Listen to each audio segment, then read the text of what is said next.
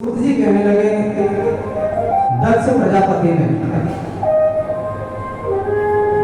अपने 27 कन्याओं का विवाह चंद्रमा से कर दिया। अब 27 में से चंद्रमा केवल रोहिणी से ही प्रेम करता था।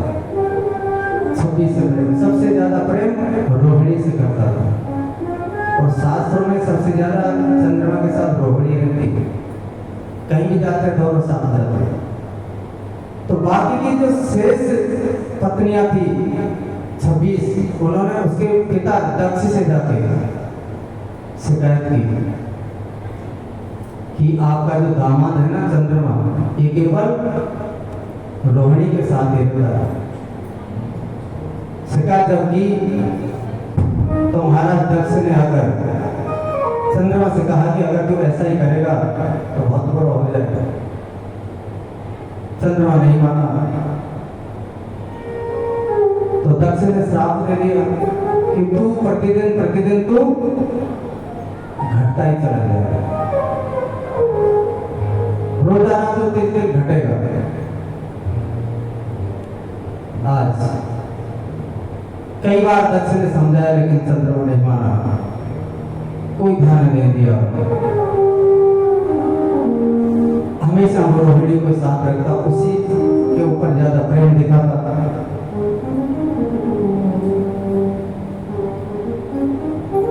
दक्ष ने देखा नहीं मान रहा तो श्राप दे दिया कि तू प्रतिदिन थोड़ा थोड़ा घट जाएगा तेरा, और धीरे धीरे एक दिन तेरा नाश हो जाएगा। आज जैसे चंद्रमा ने सुना, दौड़कर ब्रह्मा जी के पास गया, सारा समाचार सुनाया। सारे देव ऋषि आए, सभी ने कहा कि चंद्रमा को श्राप दे दिया दक्ष ने। आज ब्रह्मा जी कहने लगे, हे देवो, इस चंद्रमा ने भी कई अनैतिक कार्य किए, इसकी करनी का फल इसको मिला है। इसने एक बार देवगुरु बृहस्पति की पत्नी तारा, उसको भी अपहरण कर लिया, तारा को। तो ये इसके चाल चलन ठीक नहीं, अच्छा इसको तो श्राप दक्ष महाराज ने दे दिया। आज ब्रह्मा जी ने कहा कि अगर आपको इस श्राप से मुक्त होना है तो तुम महामृत्युंजय का जाप करो, और महामृत्युंजय भगवान को तुम प्रसन्न करो। चंद्रमा भगवान शंकर की पूजा में लीन हो गया, तपस्या में लीन हो गया। ब्रह्मा जी ने जितने उपाय बताए सारे आज चंद्रमा ने किए। प्रभास क्षेत्र में गया, सारे तीर्थों में गया, सरस्वती आदि नदियों का आह्वान किया, पार्थिव शिवलिंग बनाकर उसकी पूजा की। विधि विधान से 6 महीने तक 10 करोड़ मंत्रों का उसने उच्चारण किया और भगवान की तपस्या की, भोलेनाथ की। चंद्रमा की तपस्या से भोलेनाथ प्रकट हुए, प्रसन्न हुए और कहा कि वरदान मांगो। चंद्रमा कहने लगा कि हे भगवान शंकर, यदि आप मुझ पर प्रसन्न है तो मुझे अक्षय होने का वरदान दो, कि मैं कभी घटू नहीं, क्योंकि दक्ष ने मुझे श्राप दिया है, उसी कारण मैंने आपका तप किया है, आपको प्रसन्न किया है। आज भगवान शंकर कहने लगे कि अक्षय होने का तो नहीं, पर तुम एक पक्ष में बनोगे और एक पक्ष में घटोगे। हो रहा ना चंद्रमा? जो शास्त्रों में लिखा है वो हमें नजर आता है, लेकिन हम देख के भी अनदेखा करते हैं। शास्त्रों में लिखा है कल का सूरज इतने मिनट में उगेगा, इतने ही मिनट में उगता है, इतनी तारीख को ग्रहण पड़ेगा। हम लोग वहां देख के थोड़े, उससे पूछ के थोड़े ग्रहण से कोई सब सुनी, तुम बताओ राहुल तुम कब डसोगे इसको?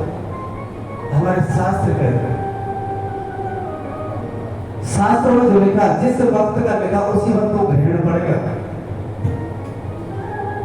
शास्त्रों को हम जानते हैं लेकिन इनकी मान्यता है, और जब तक मानेंगे नहीं कुछ होने वाला नहीं है। आज चंद्रमा को भगवान ने बता दिया और वहां से अंतर ध्यान बढ़ेगा। दूसरा, और जब अत्यंत हुए तो जाने से पहले जो चंद्रमा ने पूजा की तो उस जगह सोमनाथ के नाम से ज्योतिर्लिंग प्रकट हुआ और आज सोमनाथ के नाम से पहला ज्योतिर्लिंग सोमनाथ। दूसरा ज्योतिर्लिंग मल्लिकार्जुन। जिस वक्त पार्वती के ये कार्तिक नाम का पुत्र हुआ,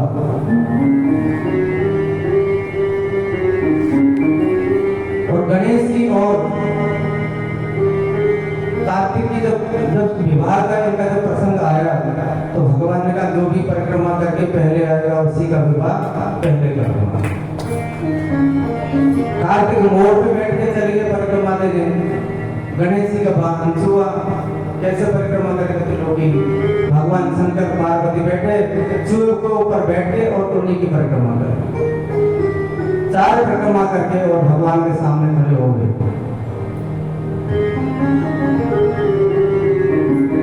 भगवान का तुम क्यों नहीं जाते परिक्रमा? बोले मैंने परिक्रमा कर ली। कब कर ली? तुम्हारा भाई गया हुआ है, तुम्हें विवाह नहीं करना? बोले करना है तो परिक्रमा करो। बोले मैंने कर ली। कब कर ली? अभी तो की, अभी कब की? बोले शास्त्रों में लिखा है जो भी बालक अपने माता पिता की 4 परिक्रमा करता है वो त्रिलोकी की परिक्रमा करने के बराबर फल मिलता है। अब या तो आप झूठे या आपके साथ झूठे। अगर नहीं मानते हो तो आपके साथ झूठे, आपकी कई भी बातें झूठी। भगवान का बुद्धिमान है, चालाक है। उनका विवाह कर दिया गणेश जी का। नारद जी ने जाकर कार्तिक को बोला कि तुम्हारे भाई का तो विवाह हो गया। वो लोग तो गया नहीं, लोग उसने माता पिता की परिक्रमा करी। कार्तिक ने सोचा मेरे माता पिता ने मेरे साथ छल किया तो वो वापस लौट के नहीं आए।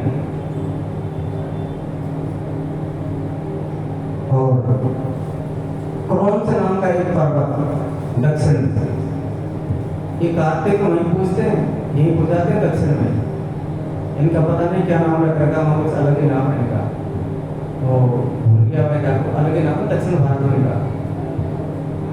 केवल इन्हीं की पूजा होती है वहाँ ज्यादातर, इनका बहुत बड़ा मंदिर।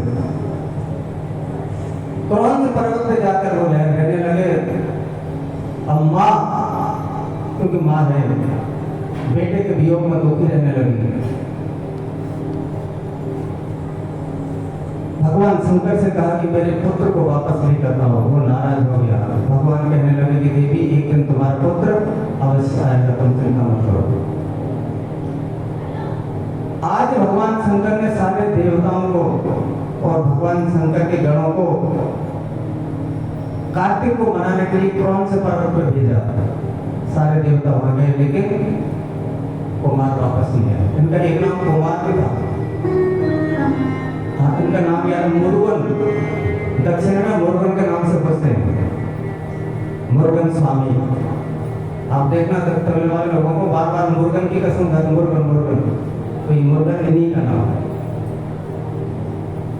सारे देवता वापस आ गए लेकिन कुमार वापस नहीं आया। जब बेटा नहीं आया पार्वती दुखी रहने लगी। भगवान शंकर से कहा मुझे मेरे पुत्र के पास जाना है। तो भगवान शंकर पार्वती को लेकर उसी क्रौंच पर्वत पे गए। आज जैसे ही कुमार को पता लगा मेरे माता पिता आ रहे हैं तो वहां से 3 योजन 12 कोस दूरी पर फिर वो आगे चले गए, माता पिता चले गए।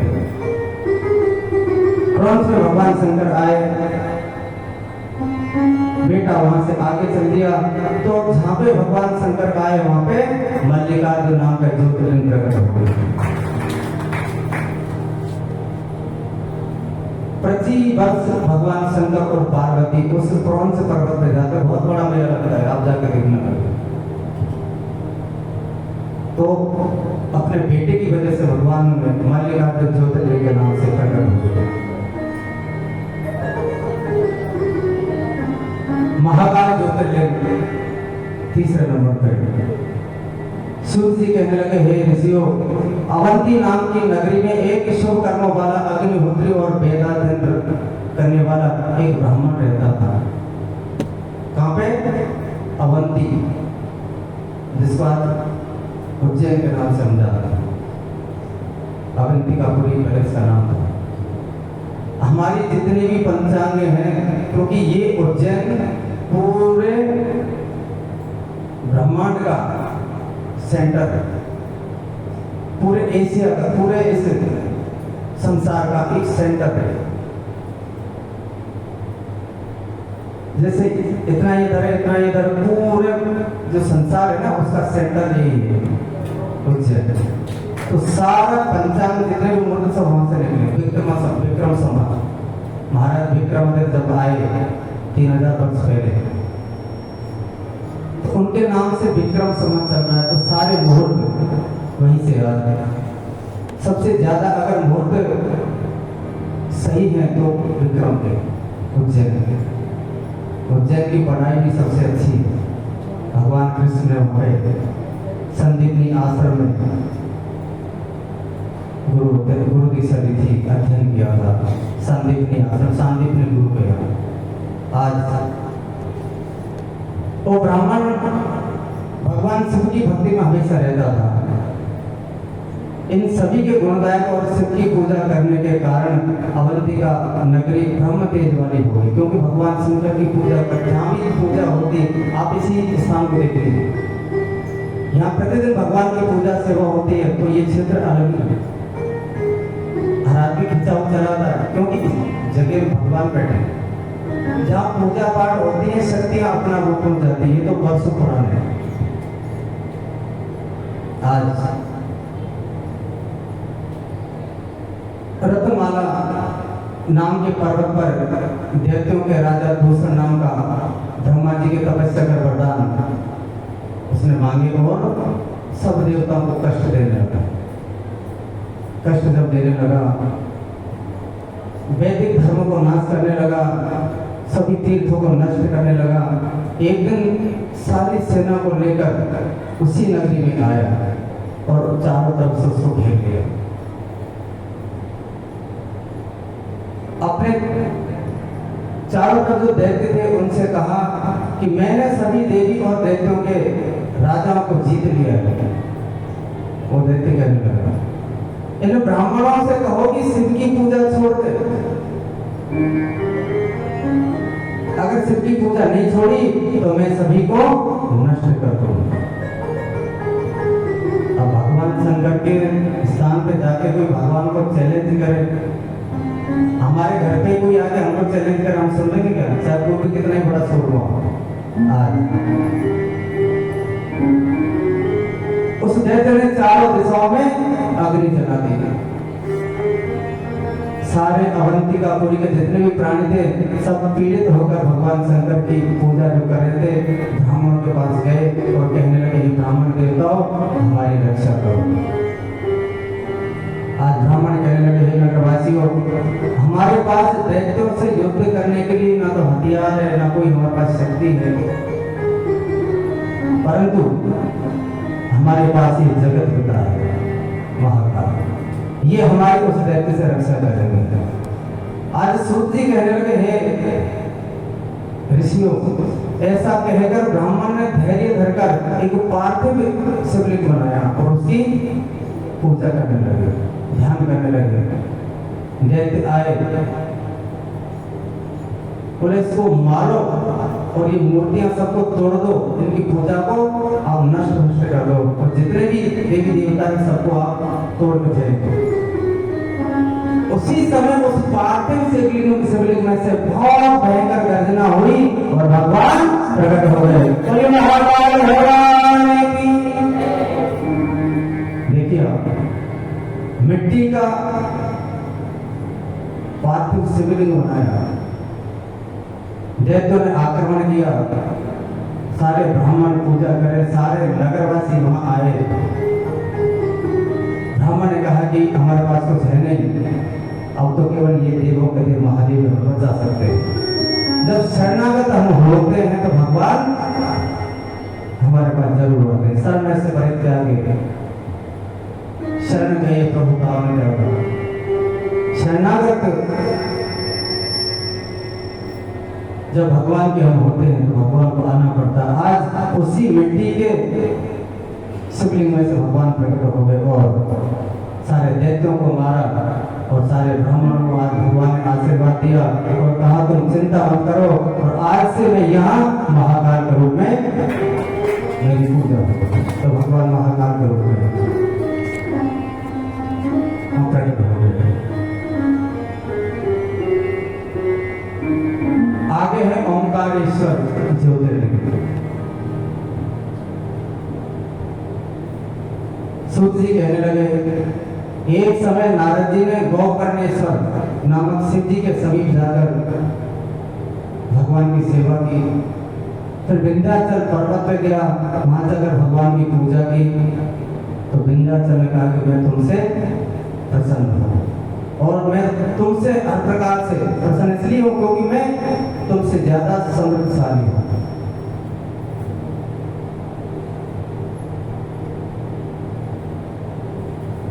नारद जी कहने लगे वैसे तो सब ठीक है परंतु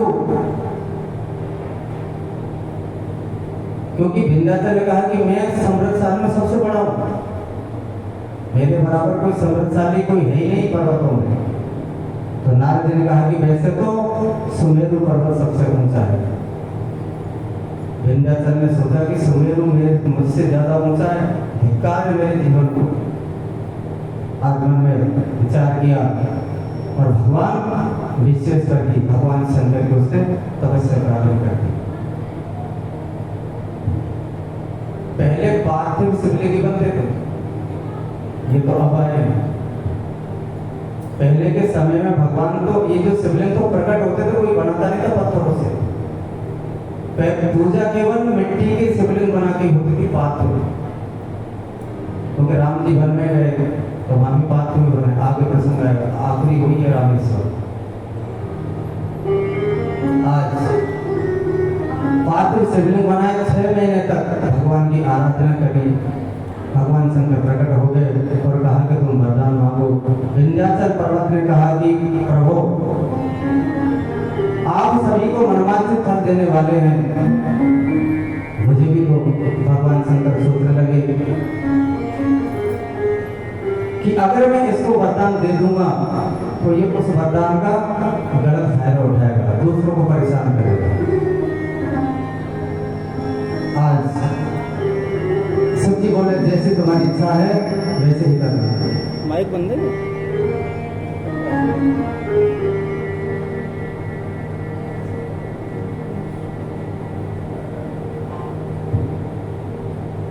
आज भगवान शंकर ने उसको वरदान दे दिया। वरदान जब दिया तो सारे देवता ऋषि मुनि परेशान हो गए। कहा भगवान ये तो वैसे ही घमंडी है, आपने इसको वरदान दे दिया, आपने तो बहुत बड़ा नुकसान कर दिया। उसी वक्त भगवान प्रकट हो गए और ओंकारेश्वर ज्योतिर्लिंग के नाम से वहां प्रसिद्ध हो गए। सभी को दर्शन दिया, कहा तुम चिंता मत करो और मेरी पूजा करो कि विंध्याचल तुम्हारा कुछ नहीं बिगाड़ सकता। तो भगवान ने ओंकारेश्वर ज्योतिर्लिंग के नाम से वहां सभी को दर्शन दिए। केदारेश्वर ज्योतिर्लिंग। सूर्य जी कहने लगे एक समय नर नारायण भगवान विष्णु के अवतार होते थे। नर नारायण अवतार कहाँ है भगवान का? बद्रीनाथ। बद्रीनाथ में भगवान विष्णु नर और नारायण के रूप में वहां विराजमान है।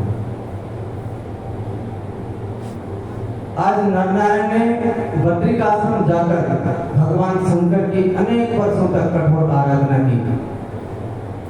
भगवान शंकर ने प्रकट होकर वरदान मांगने को कहा।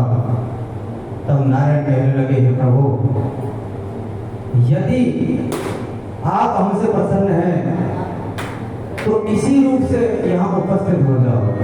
आज सभी ने भगवान नर और नारायण ने जब उनसे प्रार्थना की तो भगवान एक महेश्वर ज्योति के रूप में वहां स्थिर हो गए। और जब नर और नारायण दोनों ने उसको पूजा तो केदारेश्वर के नाम से वो प्रसिद्ध हो गए। तो केदारनाथ भगवान की। एक समय पांडवों को देखकर शिव जी ने भैंसे का रूप धारण किया।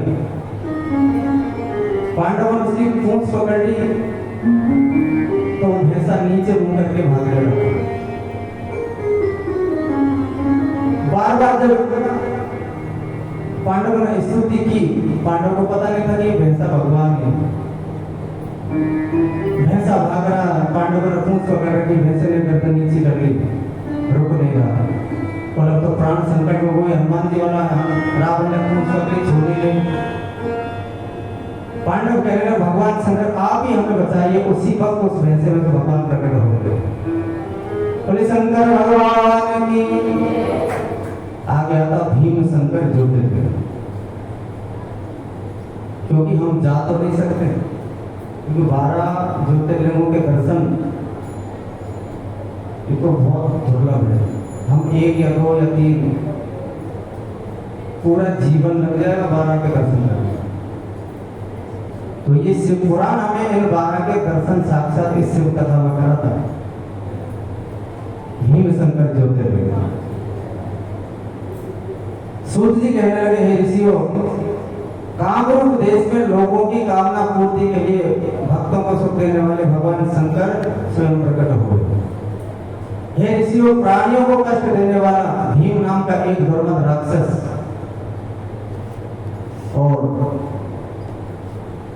यह कुंभकर्ण नाम का एक राक्षस, वो कुंभकर्ण नहीं, एक और कुंभकर्ण था, उसकी स्त्री कर्कटी उससे उत्पन्न हुआ। और ये राक्षस इतना विशाल, इतना बलशाली। एक दिन भीम बोला कि मेरे माता पिता कौन है?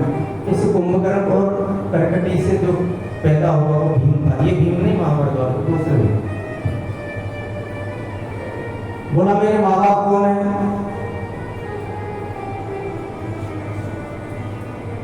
बोले पता नहीं। अच्छा,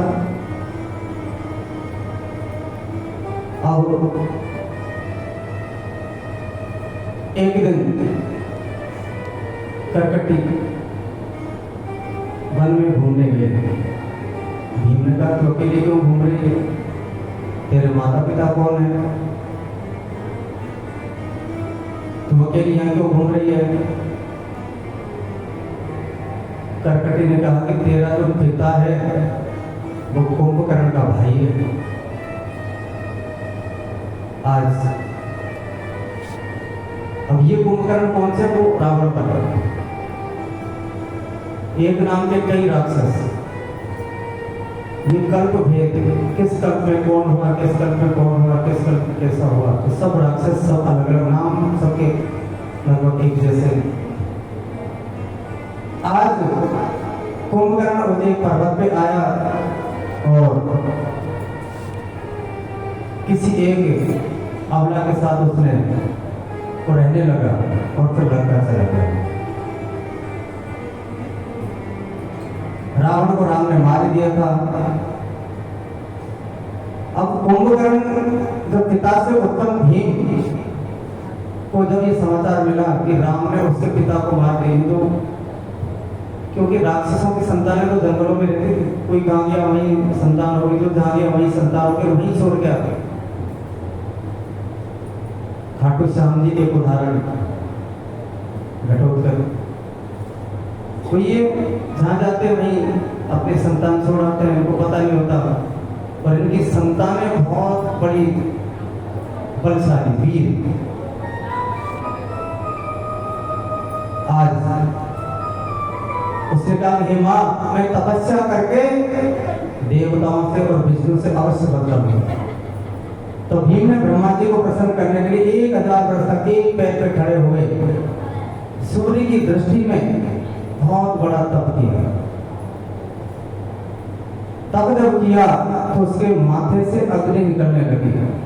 अग्नि जब निकली तो सारे देवता उससे जलने लगे, भयभीत हो गए और ब्रह्मा जी के पास गए। सारा समाचार ब्रह्मा जी को सुना। ब्रह्मा जी भीम के पास आए, भीम से कहा कि मैं तेरे तप से प्रसन्न हूँ, तो वरदान मांगे।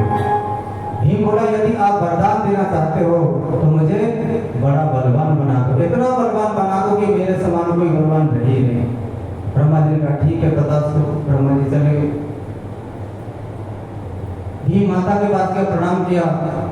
और कहा अब मैं इंद्र आदि सभी देवताओं को विष्णु के साथ जीतकर अपने सारे परिवार का मैं बदला लूंगा। आज तो उस भीम ने सारे देवताओं को परास्त किया और स्वर्ग पे उसने अधिकार कर लिया। जितने भी पूजा पाठ करने वाले लोग थे सभी को मारने लगा और सभी से कहने लगा कि मैं ही भगवान हूँ, मेरे अलावा तुम किसी को पूजो मत।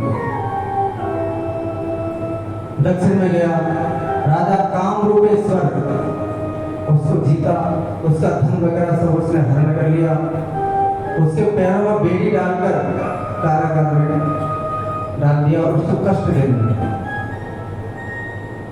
अब वो जो राजा था कामरूपेश्वर भगवान शंकर का भक्त था, भगवान शंकर की हमेशा वो सेवा पूजा किया करता था।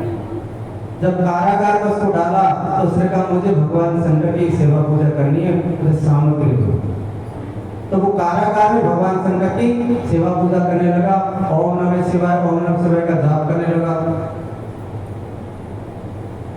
इधर भीम राक्षस ने सारे ब्रह्मांड को अपने बस में कर लिया, जितने भी धार्मिक कार्य थे सभी को उसने नष्ट कर दिया, पूजा पाठ सभी बंद करा दी और खुद ही भगवान बन के बैठ गया।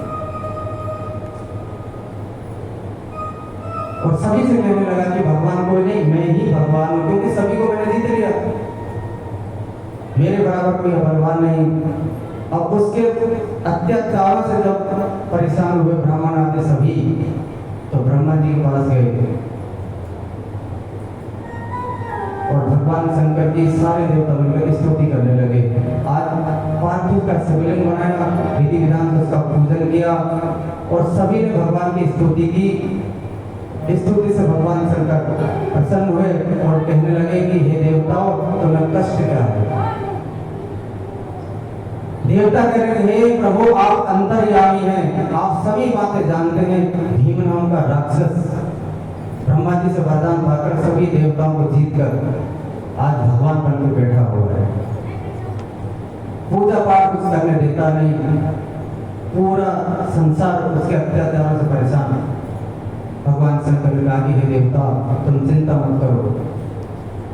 कारागार में जो कामरूपेश्वर राजा जो बंद है उसको जाकर बता दो कि मैं शीघ्र ही दुष्टों का नाश करूंगा। देवताओं ने कारागार में जाकर राजा को बता दिया। आज शिव जी राजा की रक्षा करने के लिए गुप्त रूप से अपने गणों के साथ उसी कारागार में रहने लगे जहां पर वो राजा भगवान शंकर का जाप करता था, क्योंकि वो भीम उसको कष्ट देता था और वो राजा कामरूपेश्वर भगवान का भक्त। तो भगवान शंकर उसके कष्टों को निवारण करने के लिए अपने गणों के साथ रूप बदलकर उसी कारागार में जाकर वहां रहने लगे गुप्त रूप से। आज राजा के द्वारा जब पूजा हुई तो दैत्यों ने भीम को जाकर कहा कि राजा तो रोजाना पूजा करता है। जब भीम ने ये सुना तो हाथ में तलवार लेकर उसको मारने आया। सामने शिवलिंग रखी, कामरूपेश्वर से कहा कि तुम ये रोजाना इसकी पूजा क्यों करते हो? सत्य बता रही तो मैं तुझे अभी मार डालूंगा। आज राजा ने मन में सोचा कि दुष्ट मेरा कुछ बिगाड़ नहीं सकता, क्योंकि मेरे सामने भगवान शंकर विराजमान है।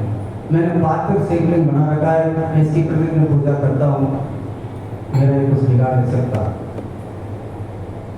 दैत्य बोला मैं उस शिव को जानता हूँ,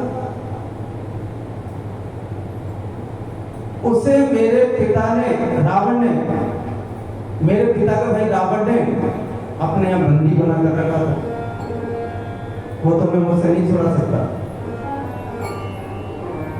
और तुझे अगर उस पर ज्यादा ही भरोसा है तो तू जाकर तेरे उससे कह दे, अगर वो इतना ही बलशाली है तो आए और वो मुझसे युद्ध करे। आज वो भीम नाम का दैत्य उस राजा से कहने लगा कि तू अभी मेरे सामने ही पूजा कर और तू बुला उसको, जब तक मैं उसे नहीं देख लेता मैं यहां से जाऊंगा नहीं। राजा ने सोचा ये साहब ये नीच है, अदम है, क्या करूं। आज राजा ने कहा कि हे महाराज आप जाइए, क्योंकि तुम्हारे जैसों के ऊपर मेरे प्रभु श्री शंकर भगवान कृपा नहीं करते और तुम्हारे दुष्टों के सामने वो आएंगे भी नहीं। आएंगे कब? जब उनको तुम्हारा संहार करना होगा। आज वो दैत्य नहीं माना, बोले तू मेरे सामने ही इसकी पूजा कर। भीम के बार बार कहने पर उस राजा ने भगवान शंकर की पूजा की, भगवान नहीं आए। तो जैसे ही वो दैत्य उस राजा को मारने लगा, उसी वक्त उसमें से भीम शंकर नाम के ज्योतिर्लिंग प्रकट हुए। बोले भीम शंकर ज्योतिर्लिंग की, शंकर भगवान की। आज भगवान ने भीम शंकर के नाम से उसी कारागार में भगवान प्रकट हुए और उसी जगह भगवान आज भी वहीं पूजा हो रही कारागार में। इसके बाद है विश्वेश्वर ज्योतिर्लिंग। सूत जी कहने लगे हे ऋषियों, संसार में जो भी कोई दिखाई देता है वही निराकार निर्विकार सच्चिदानंद स्वरूप है। उसी परमेश्वर की एक से दूसरे होने की इच्छा हुई। भगवान एक ही था, ओंकार एक और हम बहुत श्याम है। एक थे तो उसमें से दो होने की इच्छा हुई। वही शिव सगुण रूप से प्रकृति रूपा शक्ति और पुरुष रूप शिव के नाम से प्रसिद्ध हुआ। शिव और शक्ति भगवान शंकर ने प्रकट किए अपने शरीर से, क्योंकि अकेले थे। आज दोनों ही तप करने लगे। वर्षों हजारों वर्षों को बीत गए तप करते करते। तभी परमात्मा की वाणी प्रकट हुई कि तुम और तप करो, और तप करने लगे। कहा कि कहां तप करें, जगह बताइए तप करने की। तब उस शिवजी ने उस शिवा को और जो शिव प्रकट किए थे 5 जगह बताई कि तुम अंतरिक्ष में जाओ और 5 वर्ष तक मत तपस्या करो। तीनों लोगों में जाओ, 10 दिशाओं में जाओ और जाकर तो पूरे इस ब्रह्मांड को तप कर करके सिद्ध करो, ताकि सारे दैत्यों को सारे राक्षसों को पता लग जाए। ये रुद्र तो सदाशिव के पुत्र रुद्र, इनके बारे में अगर हम ज्यादा जानकारी लेंगे तो ये दिमाग डूबने लगेगा, मन फटने लगेगा। हम केवल शिव जी को जानते हैं, इन्हीं की पूजा करो बस। ज्यादा डीपली जाएंगे तो नहीं समझ पाएंगे। सदाशिव से रुद्र प्रकट हुआ, रुद्र से विष्णु और शिव प्रकट हुए। लोग कहां जाओगे? उसी विष्णु से ब्रह्मा प्रकट हुआ और उसी ब्रह्मा से मनु प्रकट हुए, शत्रुपा प्रकट हुई। सृष्टि का निरूपण तो बहुत हुआ है। आज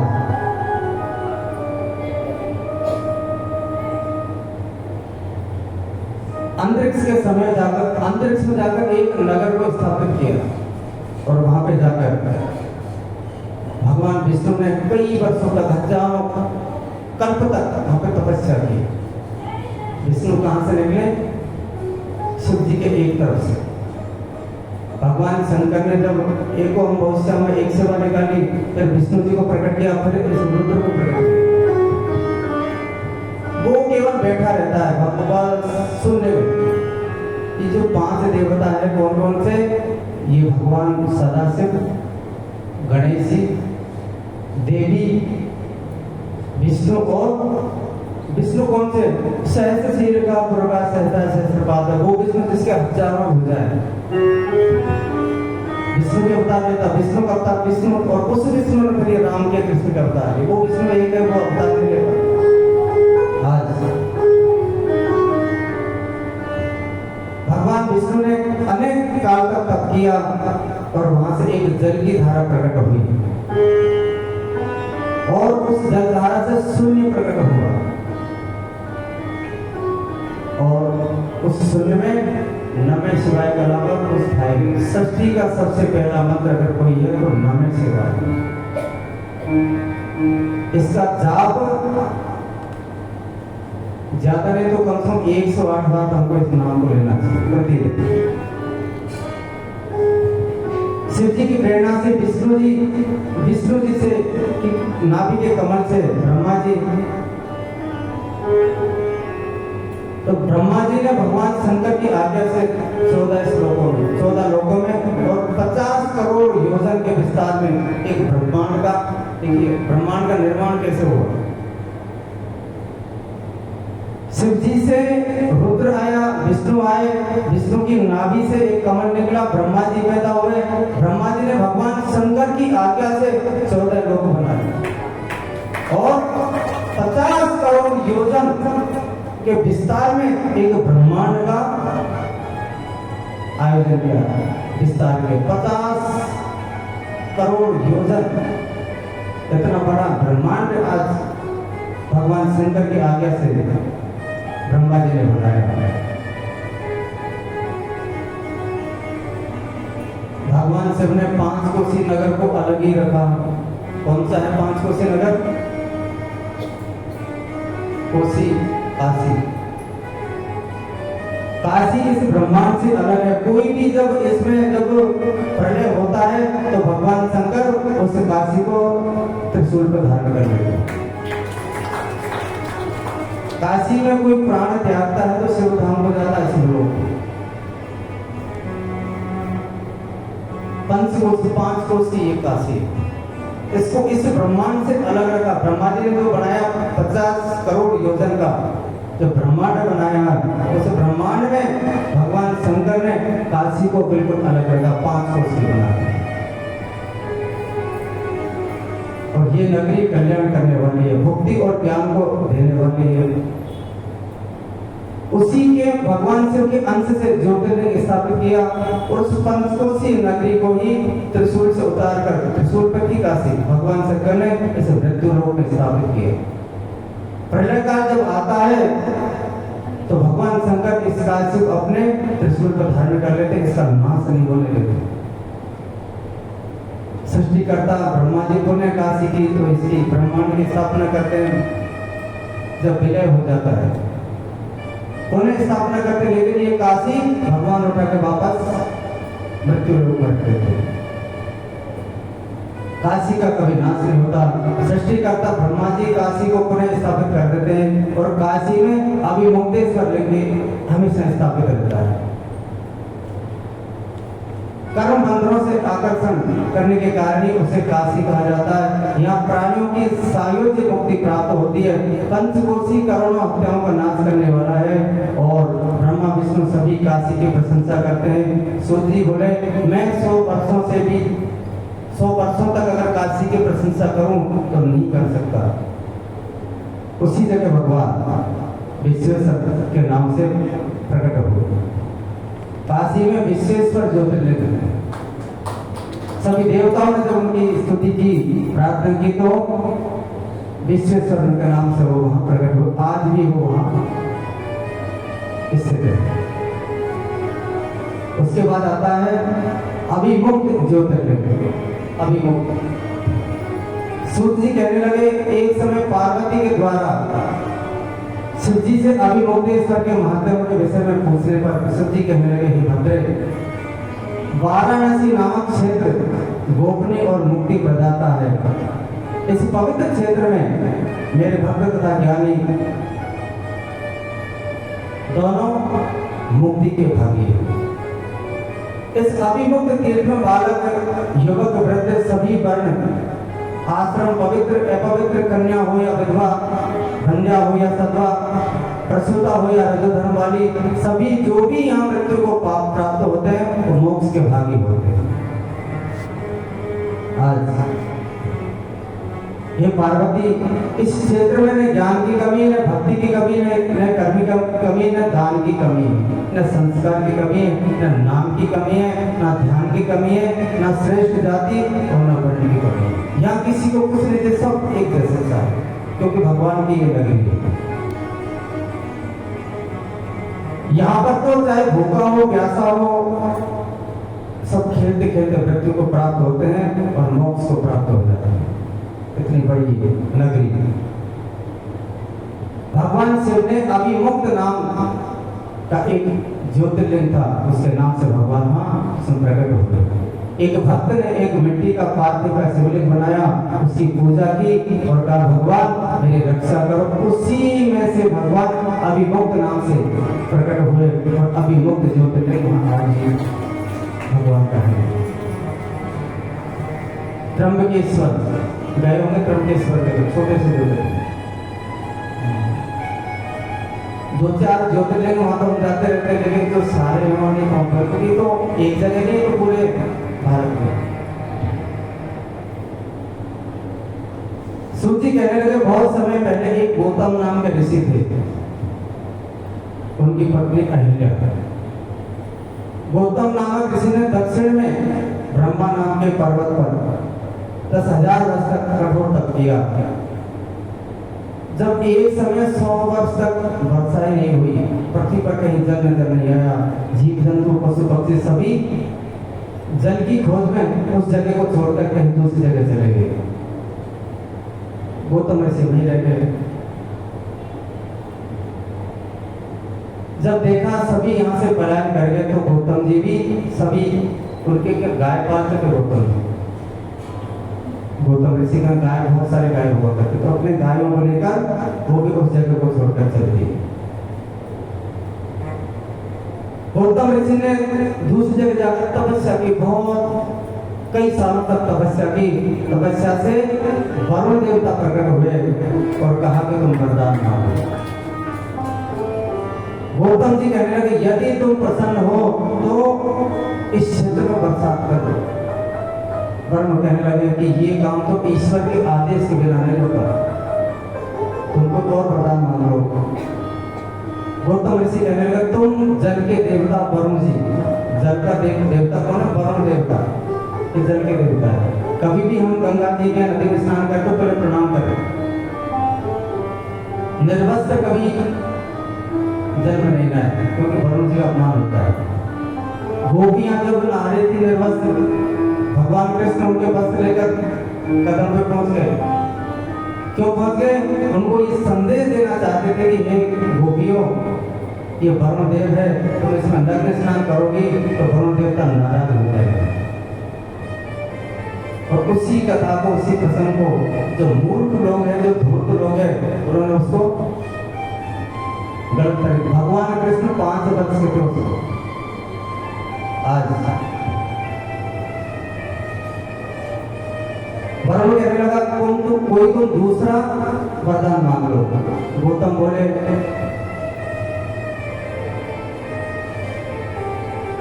कि फिर हम यहाँ पानी के बिना परेशान हैं, जल के लिए हम परेशान हैं। आप जल के स्वामी हो, हमें कहीं ना कहीं से आप जल के, चलो बरसात मत कराओ, आप जल तो दे सकते हो कहीं ना कहीं से। आज वरुण बोला कि तुम ऐसा करो, इसी जगह पे गड्ढा खोदो। गौतम जी ने गड्ढा खोदा,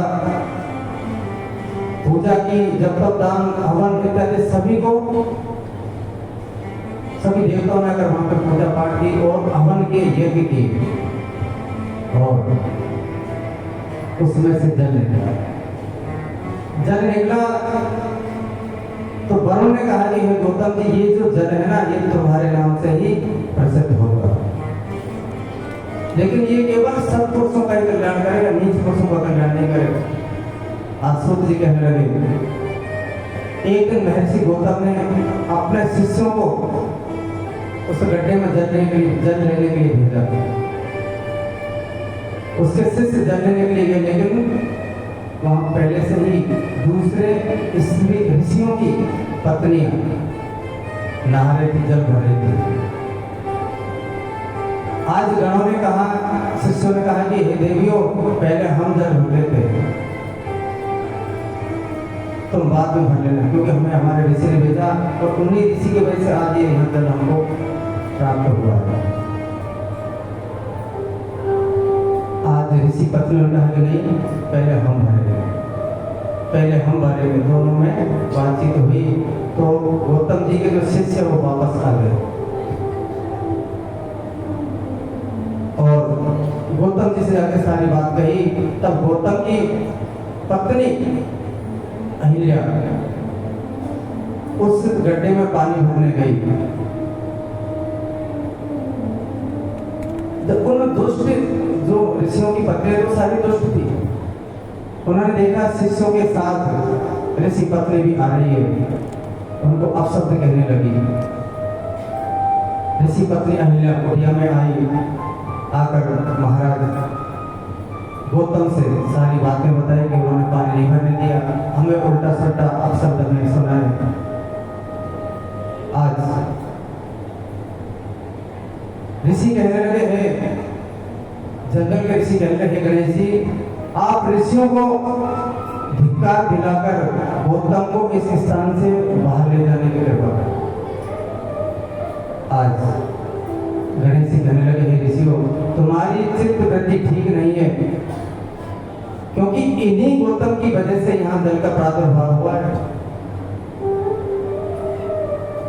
और अब तुम सब मिलके उनकी पत्नी से उनका अनादर करना चाहते हो।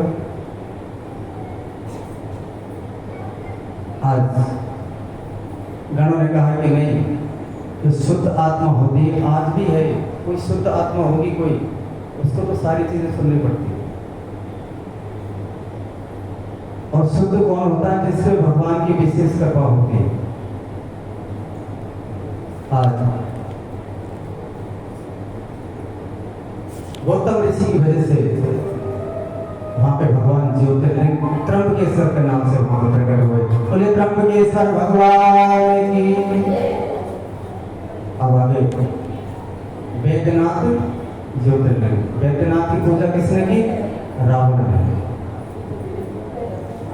सूची कहने लगे, एक बार रावण ने कैलाश पे जाकर भगवान शंकर की घनघोर तपस्या की। जब शिव जी प्रसन्न हुए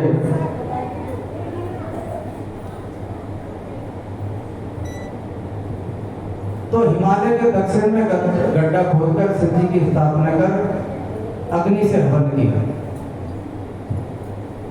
किसने किया?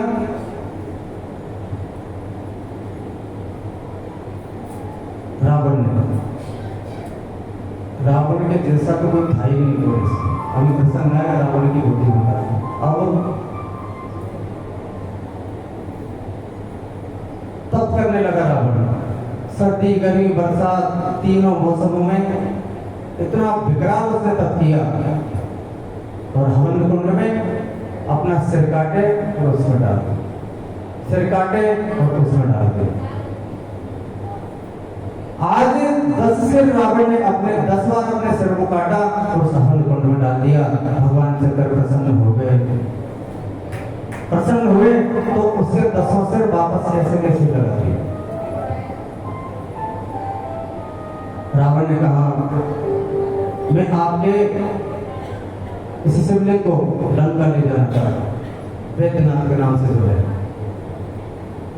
भगवान का, हे रावण तुम अतुलित पराक्रमी हो, तुम्हारी अगर इच्छा है तो तुम उसको ले जाओ। आज रावण उसको ले गया और वो वैद्यनाथ के नाम से प्रसिद्ध हुआ। बोले वैद्यनाथ भगवान की। सूची कहने लगे, हे मुनियों नागेश्वर ज्योतिर्लिंग की कथा अब आगे आती है। नागेश्वर सूची कहने लगे, हे मुनियों देवी पार्वती की तपस्या जब ऋषियों ने की, मुनियों ने की, तो पार्वती ने उनको प्रसन्न होकर वरदान दिया और उनकी तपस्या से प्रसन्न होकर पार्वती ने एक दारू का नाम के राक्षसी प्रकट हुई और वो इतनी बलवान थी, बहुत बलवान। उसका पति दारू अपने सहयोगी राक्षसों को साथ ले जाकर संतों ऋषियों को प्रतिदिन दुख देता था, उनके यज्ञों को विध्वंस करता रहता था। आज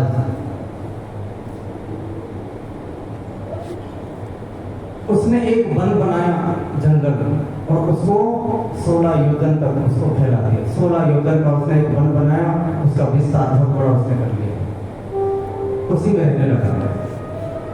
एक समय उन दैत्यों से संतप्त जनता दुखी होकर महर्षि औरत के पास गई और कहने लगी, इन राक्षसों से आप ही बचा सकते हो। महर्षि औरत ने कहा कि मैं तो बताने में समर्थ नहीं हूँ, हम सब मिलकर भगवान के पार्थलिंग की पूजा करें। सभी देवताओं ने भगवान के साथ, ब्रह्मा जी के साथ पार्थलिंग की पूजा की, और उसमें से नागेश्वर ज्योतिर्लिंग प्रकट हुए। बोले नागेश्वर भगवान की। कितने हो गए? गिने नहीं आपको? 11 हो गए। आखिरी रामेश्वर, बड़ी विचित्र कथा है।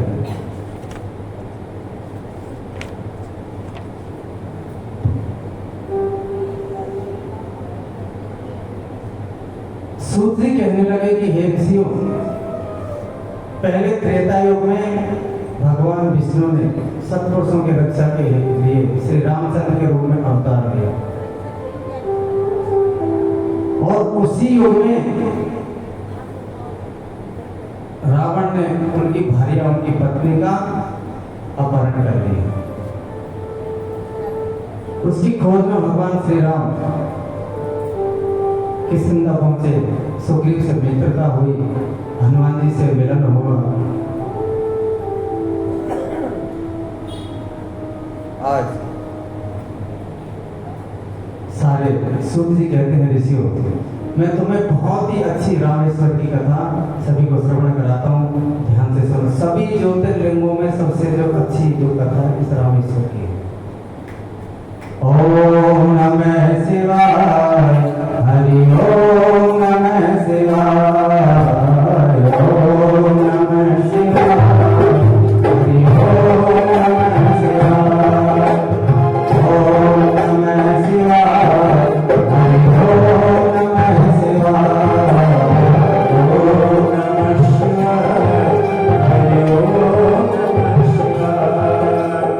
ओम नमः शिवाय, हरि ओम नमः शिवाय, ओम नमः शिवाय, हरि ओम।